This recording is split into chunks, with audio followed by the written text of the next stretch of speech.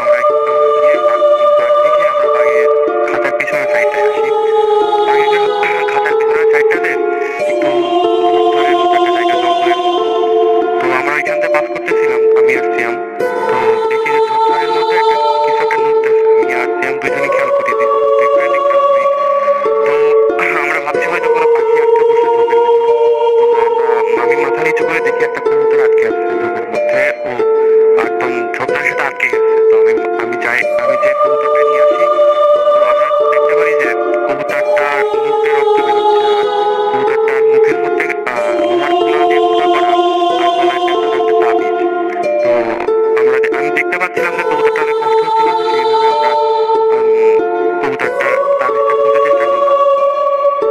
তাবিজটা খোলার পরে একটা কাগজ পেলাম আমরা। কাগজে আমরা খেয়াল আমি আমার ফ্রেন্ড দুজনেই খেয়াল করলাম যে কাগজের উপরে হিন্দুদের অনেক ঠাকুর, মন্ত্র, শঙ্খ, এগুলো এগুলো আঁকানো ছিল, মন্ত্র ছিল। বুঝতে পারলাম এগুলো হিন্দুদের। তো আমার ফ্রেন্ড আছে আমাকে বললো যে কাগজটা কুড়ায় ফেল। তো আমি পাশে একটু একটু দূরে ঝালমুড়ি বিক্রি করতেছিল একটা ঝালমুড়িওয়ালা, ওনার কাছ থেকে লাইটারটা এনে কাগজটা পুড়িয়ে ফেলি। তো পুড়িয়ে ফেলে আমরা এখান থেকে যাচ্ছিলাম। ঝালমুড়িওয়ালা আমাদের বললো যে আমি বাড়িতে কবুতর পুষি, তো কবুতরটা আমাকে দিয়ে গেলে লাভ হয়। তো আমরা দেখলাম যে কবুতরটা বেশিক্ষণ বাঁচবেও না মনে হচ্ছে। কবুতরওয়ালাকে দিয়ে আমরা ওই একদম সোজা রাস্তা ধরে হাঁটতে শুরু করি। কিছুক্ষণ হাঁটার পরেই আমি অনুভব করলাম যে আমার প্রচন্ড মাথা ব্যথা শুরু হচ্ছে। আমি আমার শরীরটা আমার ভার হয়ে যাচ্ছে শরীরটা। আমার ফ্রেন্ডেরও একই প্রবলেম হচ্ছে, ওর শরীরটা অনেক ভার হয়ে যাচ্ছে, ও হাঁটতে পারতেছিল না। তো আমরা কিছুক্ষণ বসার পরে আমরা ভাবলাম যে এখানে থাকা ঠিক হবে না, আমরা বাসায় চলে যাই। তো আমরা চিড়িয়াখানা থেকে বের হই তখন বিকাল হয়ে গেছে প্রায়। বের হয়ে আমরা বাসার উদ্দেশ্যে রওনা দিই। বাসে উঠি। আমার বাসা মোহাম্মদপুরে, কলেজ গেটে। তো আমি বাসায় চলে আসি। আমি একটা মেসে থাকি, আমরা 4টা ফ্রেন্ড একটা থাকি। তো একটা রুমে 2 জন, আর পাশের রুমে 2 জন। আমি যে রুমটাতে থাকি ওইখানেও 2 জন। ওই ফ্রেন্ডটা স্বপ্নীল, ওর আন্টির ভাই চলে গেছে। ওই রুমটাতে মেন কেউ ছিল না, আমি একা। তো আমি রুমে চলে আসি। রুমে চলে আসার পরে আমি সন্ধ্যা হয়ে গেছে তখন রুমে আসতে আসতে। তখন 7টা বাজে, ওইদিকে খেয়াল করলাম যে আমার ডান হাতটা প্রচন্ডভাবে ফুলে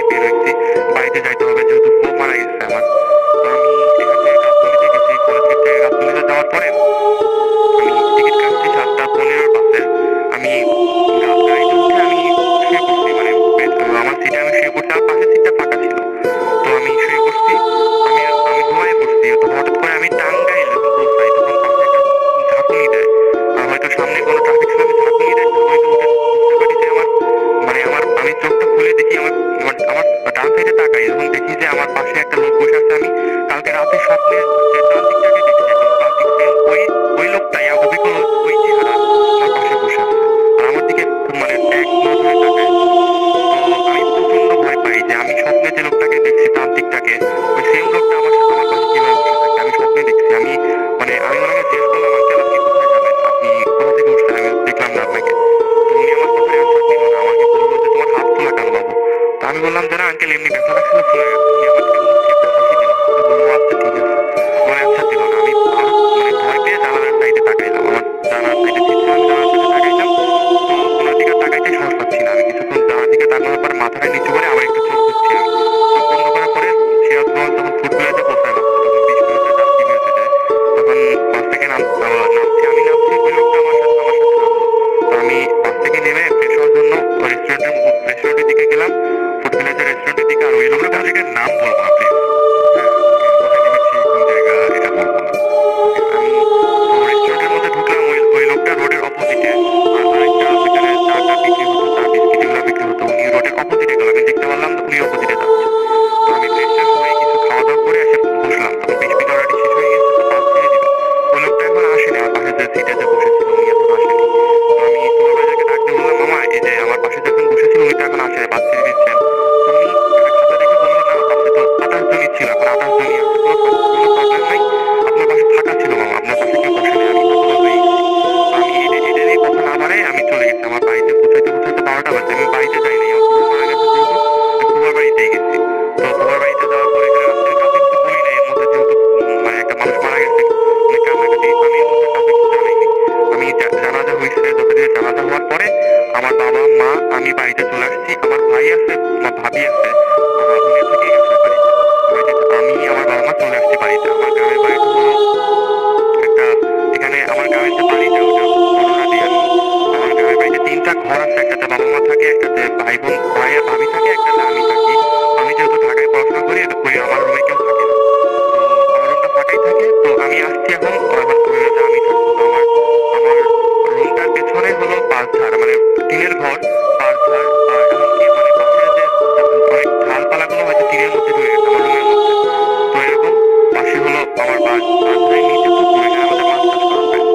তো আর পুকুরের ওই সাইডে কোনো বাড়ি নাই, মানে পুরোটা ক্ষেত, ওইখানে জমি জমা, ওইখানে চাষ করা হয়, ওখানে আর কোনো বাড়ি ঘর নাই। তো আমি রুমে চলে আসছি, গ্রামের বাড়ি যেহেতু 8টা 1:30টার মধ্যে খাওয়া দাওয়া করে শুয়ে পড়ে সবাই, আমি খাওয়া দাওয়া করে তাদেরকে শুয়ে পড়ছি। আমি আমি ভয় পাচ্ছিলাম আমি শুইতে, আমার সাথে এত কিছু হয়েছে কিন্তু কাউকে কিছু বলেও সাহস পাচ্ছিলাম না, কারণ বাড়িতে সবার মন খারাপ। আমি শুয়ে পড়ছি, আমি সারাদিন জার্নি করছি, ঘোরা বাড়িতে ছিলাম, আমি গাড়িটা খুলে শুয়ে পড়ি।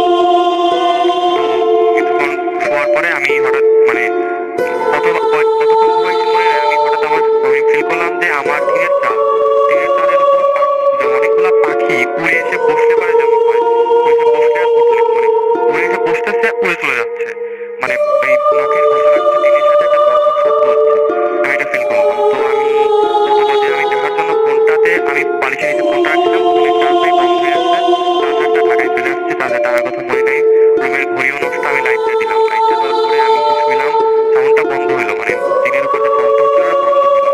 কিন্তু আমি ঘুমাইতে পারতেছিলাম না, অনেকক্ষণ জেগেছিলাম, আশেপাশে তাড়াতাড়ি করতেছিলাম, হঠাৎ করে ঘুমাইতে গেছি আমি। ঘুমানোর পরে আমি কতক্ষণ ঘুমাইছি আবার সেটাও খেয়াল নাই। আমি ঘুমানোর পরে হঠাৎ আমি ঘুমের মধ্যে আমি শুনতে পাচ্ছিলাম যে আমাদের পুকুরে মাছ চাষ করা হয়। তো পুকুরে মাছ মারতেছে, তো অনেকগুলো জেলে হয়তো কথা বলতেছে, মাছ মারতেছে। তো আমি বেড থেকে উঠি, লাইটটা জ্বালানো ছিল, বেড থেকে উঠি, তারপরে আমি আমার জানালা খুললে পরেই পুকুরটা দেখা যায়। তো আমি জানালাটা খুলে পুকুরের দিকে দেখি 5টা জেলে মাছ মারতেছে, মানে জ্যোৎস্নার আলো একটু বোঝা যাচ্ছে যে মাছ মারতেছে, এখনো জালটা ঠিক করতেছে, এখনো পানিতে নামেনি। তো আমি হাত দিয়ে ইশারা করে একটা জেলেকে ডাকছি আমার জানালাতে দেখা যায়। তো আমি বললাম আপু কই, আমি তখন ভাবলাম আপু তোমার আপু আসছে, আমি বললাম ঠিক আছে, আমি আসতেছি। আমাকে বললো তুমি একটা লুঙ্গি নিয়ে চলে আসো। আমি অবাক হই নাই, কারণ আমাদের পুকুরে মাছ চাষ করা হয়, আর যেদিন মাছ মারা হবে ওই দিন তার 2-3 দিন আগে জেলেদেরকে বলে রাখা হয় তোমরা এসে মাছ মারবা, যেহেতু একদম আজানের আগে মাছ শেষ করে বাজারে পাঠানো হয় মাছ। তো আমি অবাক হই না, ভাবলাম তাহলে কিছুক্ষণ পর আজান দিবে, আর ভয়ের কোনো কারণ নেই। আমি ভয় পাচ্ছিলাম, যেহেতু ভয়ের কোনো কারণ নেই, আমি একটা হাফ প্যান্ট জাতীয় একটা পোশাক নিয়ে আমি পুকুরে যাবো। আমি পুকুরে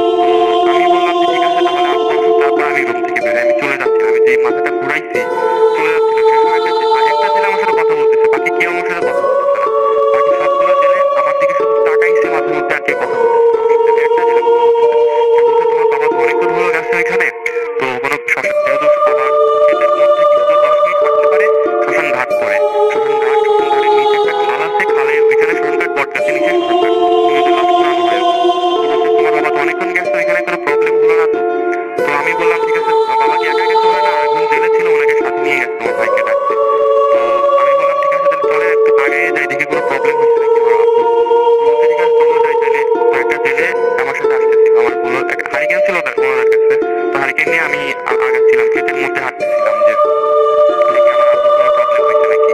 তো কিছু দূর হাঁটতেছি আমি, উনি আমার সাথে কোনো কথা বলতেছে না যে ছেলেটা আমার সাথে আসছে। আমি আগে যাচ্ছিলাম, উনি আমার পিছনে ছিল, ক্ষেতের মধ্যে পুরো অন্ধকার, ওনার হাতে একটা হারিকেন। আমি হাঁটতেছিলাম, আমি হাঁটতেছি আর পিছন থেকে আমার মনে হচ্ছে যে একটা জেলে না, অনেকগুলো জেলে হাঁটতেছে। মানে জেলে বলতে অনেকগুলো মানুষ হাঁটতেছে আমার পিছনে। আমি ফিল করছিলাম একজন মানুষ না, অনেকগুলো মানুষ হাঁটতেছে। আমি পিছনে যখন তাকাই দেখি যে একটা মানুষই হাঁটতেছে আমার সাথে হারিকেন হাতে নিয়ে। তো আমি কিছুক্ষণ কথা না বলে ওনাকে বলি যে আচ্ছা ভাই, আপনার বাসা কোথায়? আমি জাস্ট থাকি না এখানে, আমি চিনলাম না আপনার বাসা কোথায়। উনি আমাকে হঠাৎ করে মানে বললো যে আমার বাসা মিরপুর। আমি চিন্তা করলাম যে এখানে গ্রামে এরা জেলে, ওরা বাড়ি মিরপুর কেমনে হয়। তো আমি পিছনে তাকাইছি, দেখি যে পিছনে কেউ নাই। আমি প্রচন্ড আকারে ভয় পাইছি, আমি এত ভয় পাইছি মানে আমি এখানে আমার একদম গা শিউরে উঠছে। তো আমি পিছনে তাকাই দেখি যে কোনো হারিকেন নাই, কোনো জেলে নাই।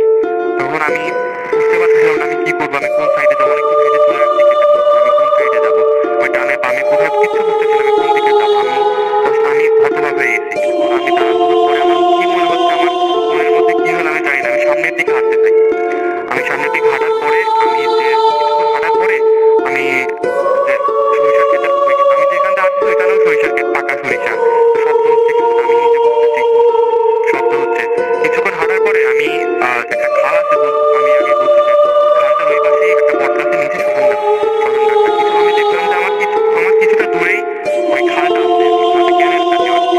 তো আমি ওখানে হাঁটতেছি, ক্ষেতের মধ্যেই আছি, আমি সামনের দিকে তাকায় হাঁটতেছি। আমি দেখলাম যে এই খালের অপোজিটে, খালের ওই সাইডে ওই তান্ত্রিকটাকে আমি দেখতে পেলাম, যে তান্ত্রিকটা আমি স্বপ্নে দেখছিলাম আমি।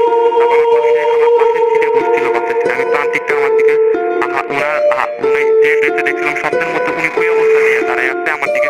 মানে আমি স্বপ্নের মধ্যে দেখতেছিলাম যে উনি ওনার হাতে, উনি আমার দিকে তাকায় আছে খুব রেগে। তো আমি ওখানে দাঁড়ায় গেছি, আমি নড়তে পারতেছিলাম না, আমার একদম পুরো শরীর ঠান্ডা হয়ে গেছে, আমি নড়তে পারতেছি না। উনি আমার থেকে অনেকটা দূরে, যেহেতু খালটা ক্যানেলটার পাড়ে, তার কিছুটা রাস্তা অনেকটা দূরে। তো আমি দেখতে পেলাম যে এক পলকের মধ্যে একদম চোখ আমি চোখ চোখ পলক একদম এক পলকের মধ্যে উনি আমার সামনে চলে আসছে। ওই তান্ত্রিকটা, উনি চোখ মানে পুরা শরীর মানে কালো, চোখ চোখ দুটা ভয়ঙ্কর, মানে চোখ পাকানো চোখ। আমি ওনার সামনে, আমি দেখতে পেলাম আমার সামনে চলে আসছে, কিন্তু একদম আমার এক হাত সামনেও না, একদম কাছে। তো উনি এসে আমার সরাসরি খাপ করে আমার হাতটা ধরে ফেলছে। তো আমি নড়তে পারতেছিলাম না, উনি আমাকে একটা ধাক্কা দিচ্ছে, হাতটা ধরে একটা ধাক্কা দিচ্ছে। আমি ক্ষেতের মানে মধ্যে শুয়ে পড়ছি, আমি যে খাল দিয়ে মানে হাঁটতেছিলাম ওইখানে শুয়ে পড়ছি, উনি আমার বুকের উপর বসছে। তো আমি ফিল করলাম যে উনি আমার বুকের উপর বসছে, যে একটা মানুষ বসলে তো একটা ওজন আমার বুকের উপর পড়বে। আমি কোনো ওজন ফিল করতেছি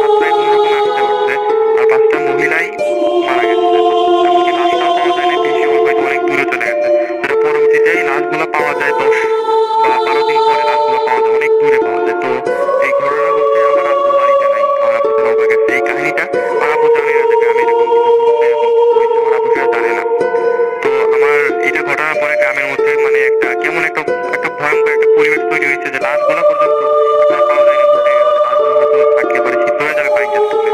তো এই 2 দিন পরে আমার বাবা যখন কাজ করতেছে আসছে, বাবার কাজ থেকে ফিরছে, একটা কাজে গেছিল।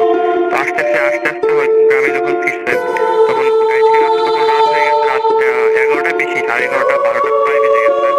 তো আস্তে আস্তে আমাদের গাড়িতে নামার পর রোড থেকে আমাদের বাড়িতে আসতে একটা বাঁশঝাড় পড়ে। ওই বাঁশঝাড়ের একটা মানে একটা নিচু জায়গা, নিচু জায়গায় মানে বাঁশঝাড়, ওই রোডটাই মানে পাশের যে রাস্তা, কাঁচা রাস্তা, ওইখানে ক্রস করতে হয় আমাদের বাড়ি থেকে যাইতে হলে। তো আমার বাবা ওইখানে আসতেছে, তো দেখে পাশে একটা আম গাছ আছে। তো দেখলো যে যে মহিলাটা মারা গেছে, যে তার একটা ছোট্ট বাচ্চা ছিল, বাচ্চা সহ মারা গেছে মহিলা। তার একটা বাচ্চা ছিল, সেই বাচ্চাটার নাম ছিল রতন। তো ওই রতনের ওই ওর মা বসে আছে। আমার আপু যখন আসছিল রাতে দেখতেছিল যে ওই বাঁশঝাড়ের সাইডে আম গাছের নিচে বসে আছে। আমার আপু বাড়িতে যাচ্ছিল, আমার আপু তো মহিলা ওইখানে দেখে মানে কেমন অবাক হয়েছে যে এত রাতে। আসলে গ্রামের মানুষ তো বললাম যে 7:30 সাড়ে 8টার মধ্যে ঘুমায় পড়ে, তো অত রাতে ওই মহিলা এখানে কি করতেছে। তো আমার আপু বললো যে আপনি এখানে কি করতেছেন। তো উনি কোনো আনসার দেয় নাই, বাস বলছে আমার আপুর নাম ধরে বলছে ভাই আমার এক গ্লাস পানি দিবেন। তো আমার আপু ভাবছে যে এই মহিলাদের আগেও স্বামীর সাথে হয়তো ঝগড়া টগড়া হয়েছে, বা মাঝে মধ্যে ওর স্বামী একটু খারাপ ছিল, মাঝে মধ্যে মারধর করতো, হয়তো আবার ঝগড়া টগড়া করে মারধর করে তো হয়তো বাড়ি থেকে চলে আসছে, মহিলাটা এখানে এসে বসে আছে। মন টন খারাপ দেখলো আমার আব্বু, তো বললো যে পানি খাবা তুমি, এখানে কি করতেছো, চলো বাড়িতে চলো। আমার আব্বু বুঝছে যে এখানে তার ঝগড়া হয়েছে স্বামীর সাথে, মন খারাপ তো ভাবলো যে আজকে রাত্রে নিয়ে আমাদের বাসায় নিয়ে যাবে। তো বলছে চলো পানি খাবো, তুমি আমার বাড়িতে আগে চলো। তো ওনাকে বলছে ঠিক আছে চলেন আপনি। আমার আব্বু সামনে দিয়ে হাঁটতেছে।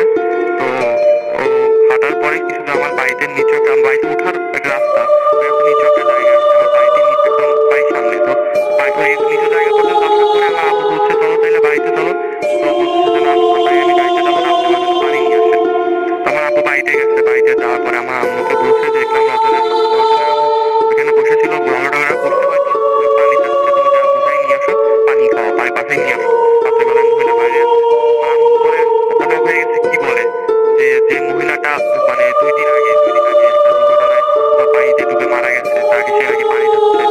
আমার আম্মু খুব ভয় পাইছে, আমার আব্বু তো এগুলো জানে না, ভয় পাইছে। আমার আব্বু বলছে কি বলে এরকম হয়েছে, তুমি তোমাকে বলো, তুমি তো জানো না এরকম হয়েছে। 2 দিন আগে একটা অ্যাক্সিডেন্টে পানিতে ডুবে 5টা মহিলা মারা গেছে,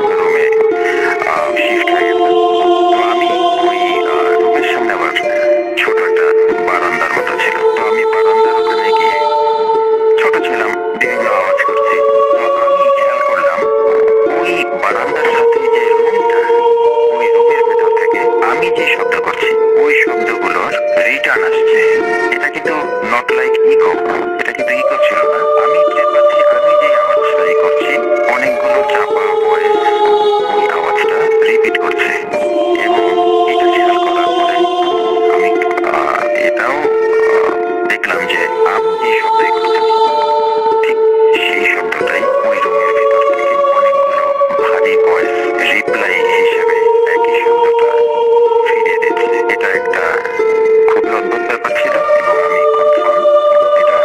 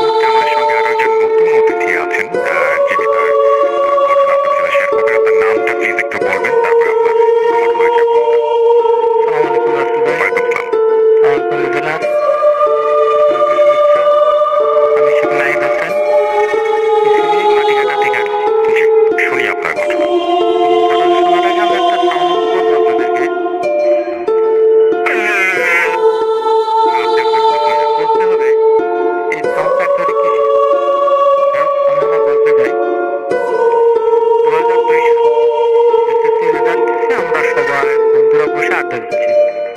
সন্ধ্যা হয়ে গেছে। এমন সময় আমরা সিদ্ধান্ত নিয়েছিলাম যে পিকনিক করব। পিকনিক করার জন্যে সব বন্ধুরা আমাদের আমাদের যা যা ক্যাপাসিটি সেই অনুপাতে আমরা সব চাঁদা উঠে একসাথে করি এবং আমাদের গ্রাম থেকে প্রায় 3 কিলোমিটার দূরে জায়গা নির্ধারণ করা হয়। সবকিছু অ্যারেঞ্জ করতে করতে রাত 10টা হয়ে যায়। এখন আমরা কি করি, যে যার মতো ভাগ হয়ে যায়। কেউ হাঁড়ি পাতিল আনতে কালেক্ট করি, কেউ কাঠ আনতে, কেউ বিছানা আনতে। মূল ঘটনাটা বলেন কি হয়েছে। সেগুলো আনতে আমরা যে যার মতো আমাদের মতো করে যাই। এর ভিতরে আমি আমার গ্রাম থেকে যেহেতু দূরে, সেহেতু আমাকে আমার একটা বন্ধুর সাথেই দেওয়া হয়। আমি আমার বন্ধুর সাথে গিয়ে তার বাসার সামনে গিয়ে ওয়েট করি। সে বাসার ভিতরে যাই সরঞ্জামগুলো আনার জন্যে। এমন সময় আমি পাশেই দেখি বেশ কিছু কাঠ। আমি ফ্রেন্ডের কাছে আসলে নিজের ক্রেডিট নেওয়ার জন্য আমি কাঠগুলো ভাঙতে থাকি। বেশ কিছু কাঠ ভাঙতে ভাঙতে আমি হঠাৎ একটা গর্তের ভিতরে পড়ে যাই। গর্তের ভিতরে পড়ে যাওয়ার পরে আমি কাঠগুলো, যেহেতু আমি সব কাঠগুলো পড়ে যাই, শুধু আমি গর্তের ভিতর থেকে কাঠগুলো আবার সুন্দর করে কালেক্ট করি।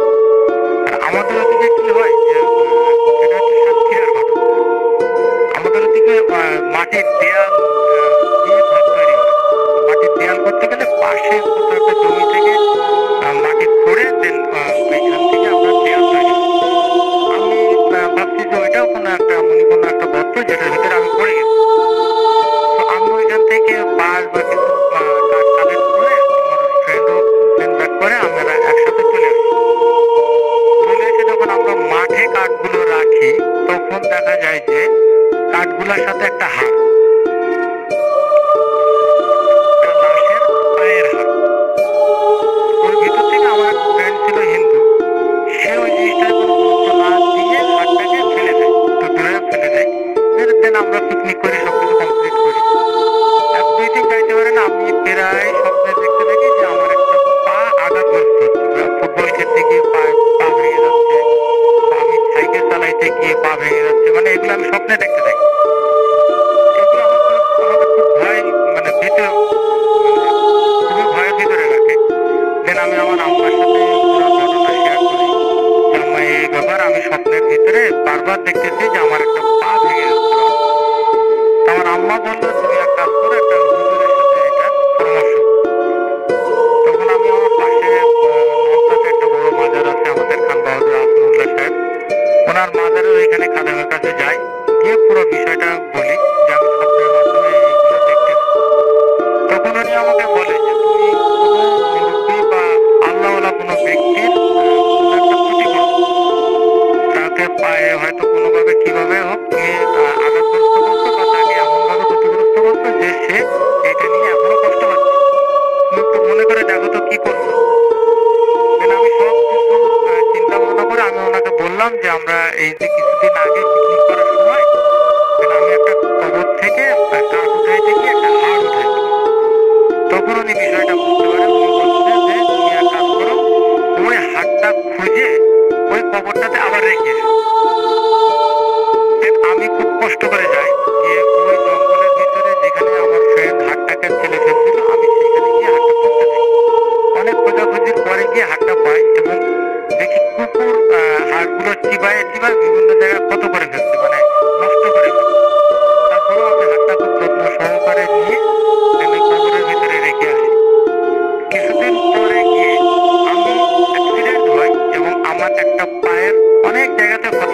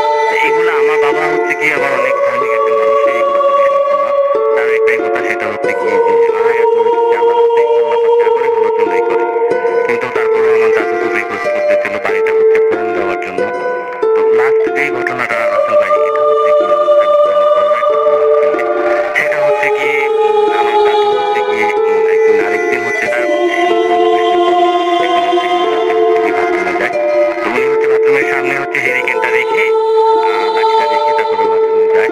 গিয়ে হচ্ছে কি প্রতিদিনের মতোই উনি বের হয়। ৫-৭ মিনিট পরে বের হওয়ার পরে ওনার কাছে হচ্ছে গিয়ে হেরিকেনের আলোটা একটু কম ছিল, উনি একটু শব্দ পাচ্ছে। আসলে একটু উঁচু থেকে যদি পানি পড়ে যেরকম শব্দ হয় সাধারণত, একটু পানি এরকম মনে হচ্ছে কেউ পানি ঢালতেছে বা আস্তে আস্তে পানি পড়তেছে, এরকম একটা শব্দ হচ্ছে। তো উনার কাছে একটু অদ্ভুত লাগে, কারণ তখন কোনো বর্ষার দিন ছিল না বা ওইরকম কুয়াশাও পড়তেছিল না যে এরকম পানির শব্দ হবে। তো বাথরুমের পাশেই হচ্ছে গিয়ে একটা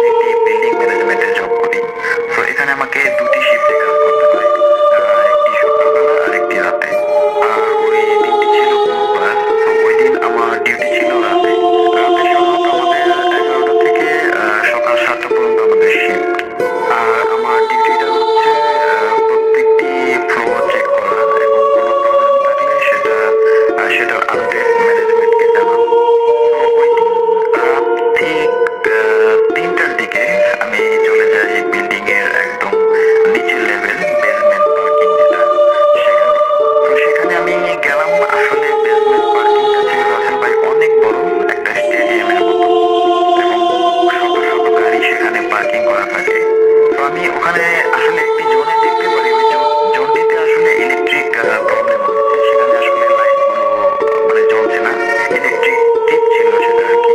তো আমি সেখানে যাই এবং সেটা সেটা সলভ করে আবার আমি সেখান থেকে ফিরে আসছিলাম। আর ঠিক এমন সময় আমি লক্ষ্য করি বেসমেন্টের যে লিফট যেটা আছে, যেটা থেকে আপনার লেভেল ওয়ানে আসা যায়, ওই লিফটের কোনায় একজন চাইনিজ ভদ্রমহিলা সেখানে বসে আছে।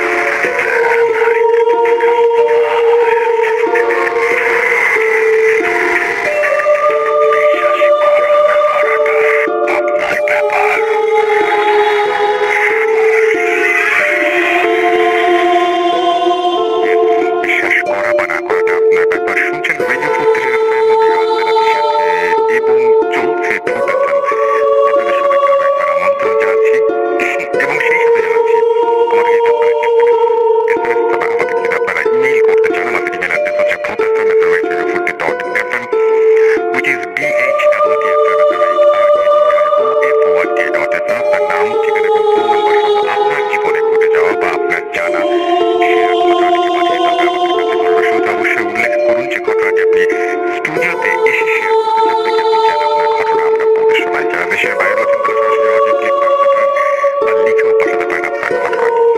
আর আমার দুটো ফেসবুক পেজ রয়েছে, আমাদের ফেসবুক পেজের অ্যাড্রেস বলেছি www.facebook.com/radiofurti and www.facebook.com/professor.russell। আমরা চলে যাচ্ছি আমাদের পরবর্তী অতিথির কাছে। আপনার নামটা প্লিজ একটু বলবেন, তারপর আপনার ঘটনা শুনবো আমরা। ভাই আমি আসসালামু আলাইকুম রাসেল ভাই, আমি সুব্রত পাল প্রীতম, এসেছি ধানমন্ডি থেকে। আজকে যে ঘটনাটা শেয়ার করবো এটা আমার নিজের সাথে ঘটে যাওয়া একটা ঘটনা। তো শুরু করছি আমি ঘটনা। তো রাসেল ভাই, আমি যখন খুব ছোট ছিলাম, তো আমার বয়স যখন 7 মাস ছিল, তো আমার খুব জ্বর হয়।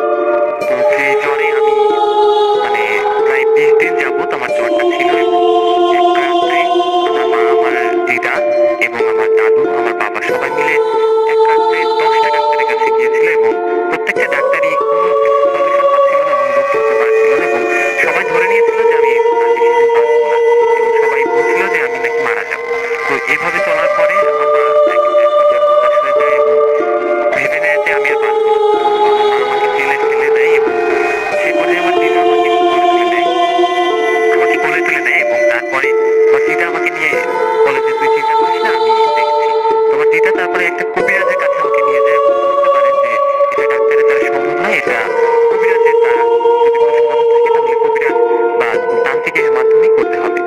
তো আমার মা আর দিদা তারা তান্ত্রিকের কাছে যায়, একজন সাধুর কাছে যায়, যে আমাকে তাদের কাছে নিয়ে সবকিছু খুলে বলে যে এরকম আমার জ্বর, আমার শরীর সুস্থ হচ্ছে না। তো তান্ত্রিক বলে যে আমার মাথা থেকে চুল কেটে নিয়ে গেছে একজন ম্যাজিক করছে এবং যার কারণে আমার হচ্ছে জ্বরটা আছে এবং এই জ্বরটা থাকবে।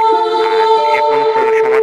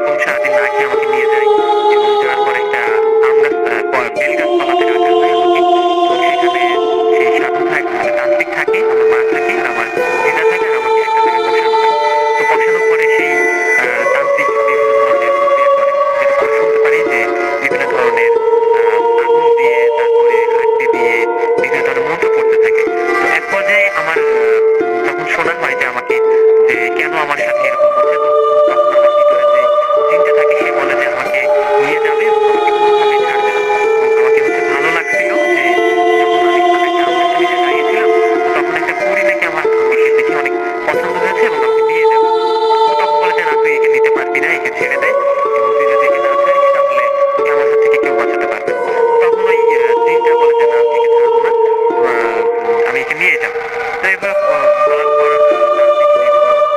করার পরে এক পর্যায়ে জিনটা আমাকে ছাড়তে বাধ্য হওয়ার একটা কথা দেয় যে হ্যাঁ ঠিক আছে আমি একে ছেড়ে যাবো, কিন্তু তার জন্য আমাকে হচ্ছে একটা ছাগল আর হচ্ছে কিছু মিষ্টি দিতে হবে।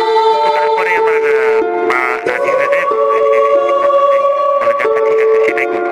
তারপরে সেই প্রক্রিয়া করা হয় এবং তার কিছুদিন যাওয়ার পর থেকে আমার এই সমস্যাগুলো শেষ হতে থাকে এবং একটা পর্যায়ে এসে যখন এখনো প্রায় প্রায় আমি দেখি যে আমার পাশে দুইটা মানুষ ঘুমাতে গেলে দুইটা মানুষ দাঁড়িয়ে থাকে এবং আমাকে ভয় দেখায়, কিন্তু একটা দিন আছে ভাইয়া যে আমি দেখি যে সবসময় দাঁড়িয়ে থাকে যে ওই দুইজনকে প্রোটেক্ট করার জন্য বিভিন্ন ধরনের ভয় যখন পাই তখন দেখি ওই লোকটা এসে হাজির হয় এবং এমন এমন সময় থাকে যে আমি